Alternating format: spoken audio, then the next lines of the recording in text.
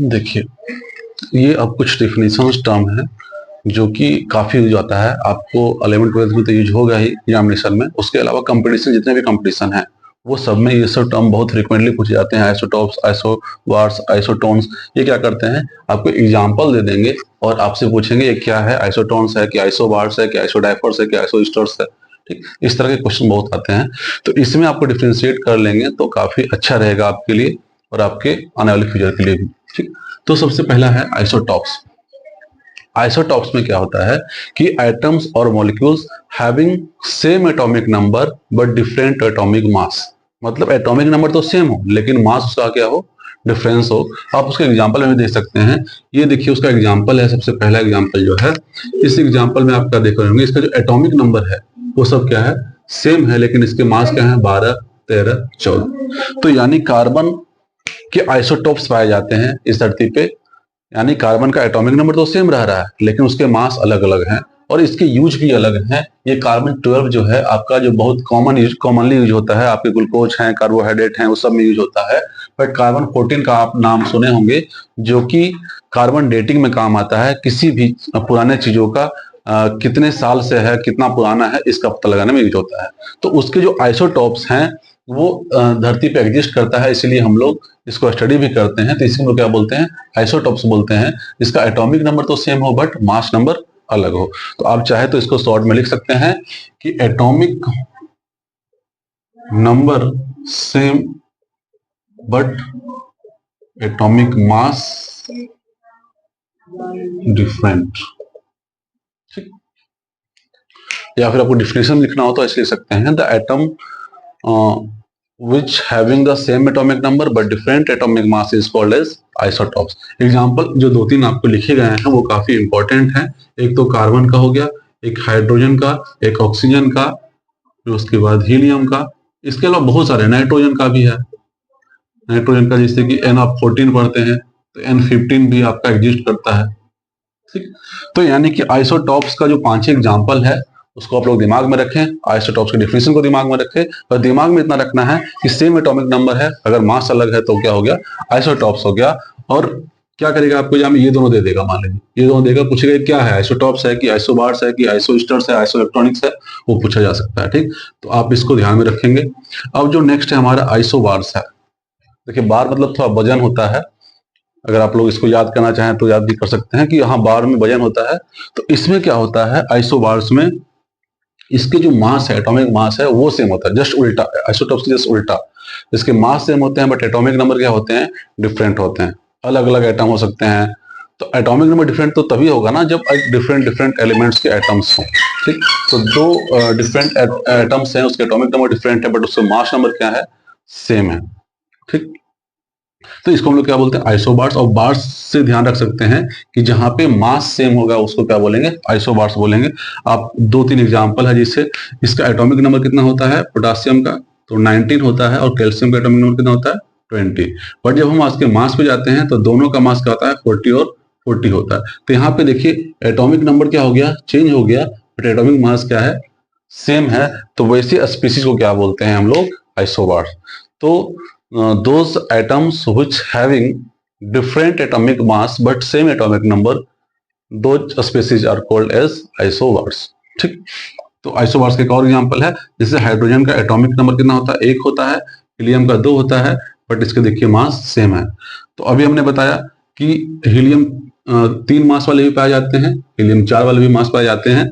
तो यानी कि जो हीलियम 3 वाला जो है वो क्या है, हाइड्रोजन 3 वाले के साथ आइसोबार की तरह काम करता है, क्योंकि दोनों का मास सेम है बट एटॉमिक नंबर क्या है, डिफरेंट है। तो मैं जो पॉइंट बार बार बोल रहा हूं उसी चीज को बस आपको ध्यान में रखना है कि आइसोटॉप में क्या होगा, atomic number same, atomic mass अलग। आइसोबार में atomic mass same but atomic number क्या होगा, अलग होगा। अब नेक्स्ट है आइसोटोन्स, आइसोन्यूट्रॉनिक और आइसोटोनिक।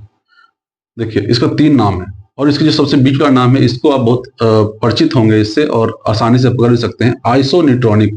यानी आइसो मतलब सेम होता है, न्यूट्रॉनिक सेम न्यूट्रॉन वाले जो स्पीसीज होंगे उसको क्या बोलेंगे, आइसोन्यूट्रॉनिक बोलेंगे। और उसी को हम लोग क्या बोल सकते हैं, आइसोटोनिक या फिर आइसोटोन्स भी बोल सकते हैं। तो टोन्स में भी देखिए NES आ रहा है ना, तो NES से भी अपन लगा सकते हैं कि वैसे स्पीसीज जिसमें न्यूट्रॉन सेम होंगे उसमें क्या बोलेंगे हम, आइसोटोनिक बोलेंगे, आइसोटोन्स बोलेंगे या फिर आइसो न्यूट्रॉनिक बोलेंगे। ठीक, अब देखिए यहाँ पे अभी हमने सिखाया आपको कुछ देर पहले कि कैसे हम किसी भी एटम का इलेक्ट्रॉन, प्रोटॉन और न्यूट्रॉन निकाल सकते हैं। तो उसी के बेसिस पे अगर हम चाहे तो देखिए इसका निकाल सकते हैं कि इसमें कितने इलेक्ट्रॉन होंगे। तो इलेक्ट्रॉन की संख्या कितनी होगी, क्योंकि एटॉमिक मास 1 है तो 1 होगा। प्रोटॉन की संख्या कितनी होगी, तो 1 होगी। और न्यूट्रॉन की संख्या कितनी होगी, टोटल मास से इसका प्रोटॉन की संख्या को माइनस कर दें, यानी कि 3 माइनस 1 यानी कि कितना हो जाएगा, 2 हो जाएगा। और इसमें भी जब आप निकालेंगे न्यूट्रॉन की संख्या तो कितना आता है, 2 आता है। तो ये दोनों जो स्पीसीज हैं वो क्या हो गए, आइसोन्यूट्रॉनिक हो गए। आप जो इसमें निकाल के देख सकते हैं कि इसका न्यूट्रॉन कितना होगा, इसका न्यूट्रॉन कितना होगा। सेम ये आपका एक टास्क हो गया कि इसमें आप निकाल के देखें कि इसमें नंबर ऑफ इलेक्ट्रॉन कितने हैं, इसमें नंबर ऑफ इलेक्ट्रॉन कितने हैं। तो आपको क्या मिलेगा कि दोनों में जो नंबर ऑफ प्रोटॉन है वो सेम है। आपको इसका एटॉमिक नंबर बता देता हूं, पोटासियम का 19 होता है और कैल्शियम का 20 होता है। इस आधार पे आप निकाल सकते हैं कि ये आइसोन्यूट्रॉनिक है या नहीं है। तो हम लोग 3 चीज पढ़ चुके थे, आइसोटॉप्स क्या होता है, आइसोबार्स क्या होता है और आइसोटोन्स क्या होता है। अब 2-3 और डिफिनेशन टर्म्स बचे हुए हैं। तो सबसे पहला है आइसो इलेक्ट्रॉनिक। तो इसके नाम से भी आपको क्लियर हो जाएगा, आइसो मतलब सेम और इलेक्ट्रॉनिक मतलब इलेक्ट्रॉन, यानी कि सेम नंबर ऑफ इलेक्ट्रॉन रखने वाले स्पीशीज को क्या बोला जाएगा, आइसो इलेक्ट्रॉनिक। अब देखिए यहाँ पे हम काउंट भी कर सकते हैं। जैसे देखिए क्लोरीन के पास जनरली क्या होता है, 17 होता है, लेकिन इसके पास माइनस भी है तो इलेक्ट्रॉन कितना हो जाएगा, 18 इलेक्ट्रॉन हो जाएगा। ठीक, और ऑर्गन का एटॉमिक नंबर कितना होता है, 18 होता है। तो इसमें इलेक्ट्रॉन की संख्या कितनी होगी, 18 ही होगी। तो दोनों के पास नंबर ऑफ इलेक्ट्रॉन क्या हो गया, सेम हो गया, इसलिए इसको क्या बोलते हैं, आइसो इलेक्ट्रॉनिक स्पीशीज। अब देखिए कुछ कंपाउंड है, इसमें भी हम कैलकुलेट कर सकते हैं। तो हम अलग अलग पहले काउंट कर लेते हैं कि कितना कितना इलेक्ट्रॉन होता है। तो देखिए हाइड्रोजन का अलग काउंट करना है, ऑक्सीजन का अलग करना है। 2 हाइड्रोजन है तो 2 इलेक्ट्रॉन हो गया, ठीक, प्लस 1 ऑक्सीजन के पास कितना इलेक्ट्रॉन होता है, तो 8 इलेक्ट्रॉन होता है, क्योंकि उसका एटॉमिक नंबर कितना होता है, 8 होता है। ठीक, तो कितना हो गया, 10 इलेक्ट्रॉन। अब हम NH3 में काउंट करते हैं। तो NH3 में क्या होगा, N के पास कितना इलेक्ट्रॉन, 7, क्योंकि उसका एटॉमिक नंबर 7 होता है और इस पर कोई भी चार्ज नहीं है। अब हाइड्रोजन कितना है, 3 है, 3 into 1 तो कितना हो गया, 10 इलेक्ट्रॉन। तो यानी ये दोनों स्पीसीज भी जो है वो क्या है, आइसो इलेक्ट्रॉनिक है, क्योंकि उसके नंबर ऑफ इलेक्ट्रॉन सेम आ रहे हैं। अब उसी तरह से एक और डिफिनेशन टर्म्स है आइसोडाइफर्स। आइसोडाइफर्स क्या होता है, वैसे 2 स्पीसीज जिनका number of neutron minus number of proton का जो डिफरेंस है, अंतर है न्यूट्रॉन और प्रोटॉन का, वो हमेशा सेम होना चाहिए। तो अब हम देखिए कैलकुलेट करते हैं। इसमें अगर हम कैलकुलेट करते हैं तो बी में अगर हम n-p करना चाहें तो इसमें न्यूट्रॉन की संख्या कितनी होगी, atomic mass minus atomic number. तो 11 माइनस 5 यानी कि कितना हो जाएगा, 6। तो n की संख्या 6 आ गई। और प्रोटॉन की संख्या क्या होती है, एटॉमिक नंबर जितना होता है उतना ही होता है, तो कितना हो जाएगा, -5। तो डिफरेंस कितना आ गया, 1। अब इस तरह से कार्बन में हम निकालते हैं, कार्बन C13 में निकालते हैं। तो इसमें न्यूट्रॉन कितना हो जाएगा, 13 माइनस 6 यानी कि 7। और प्रोटॉन की संख्या कितनी हो जाएगी, जितना उसका एटॉमिक नंबर है, तो -6। यहाँ पे भी डिफरेंस क्या है, 1। यहाँ पे न्यूट्रॉन और प्रोटॉन का डिफरेंस 1 आया है, और यहाँ पे भी न्यूट्रॉन और प्रोटॉन का डिफरेंस क्या आया है, 1 आया है। इसलिए इसको क्या बोला गया, आइसोडाइफर्स। एक और एग्जांपल आपके सामने दिया गया है, आप इसको ट्राई करेंगे कि इसके न्यूट्रॉन और प्रोटॉन का डिफरेंस सेम आ रहा है कि नहीं आ रहा है। अब हमारा एक और टर्म बचा, आइसोईस्टर्स। आइसोईस्टर्स क्या होते हैं, वैसे 2 स्पीसीज जिनका नंबर ऑफ एटम और नंबर ऑफ इलेक्ट्रॉन दोनों सेम हो। तो यहाँ पे देखिए आप, 1 कार्बन 2 ऑक्सीजन, 3 हो गया एटम, और यहाँ पे 2 नाइट्रोजन 1 ऑक्सीजन, तो कितना हो गया नंबर, फिर से 3 हो गया। अब हम जब इसके इलेक्ट्रॉन को काउंट करते हैं तो देखिए कार्बन का एक एटम में कितने इलेक्ट्रॉन होते हैं, 6 इलेक्ट्रॉन होते हैं।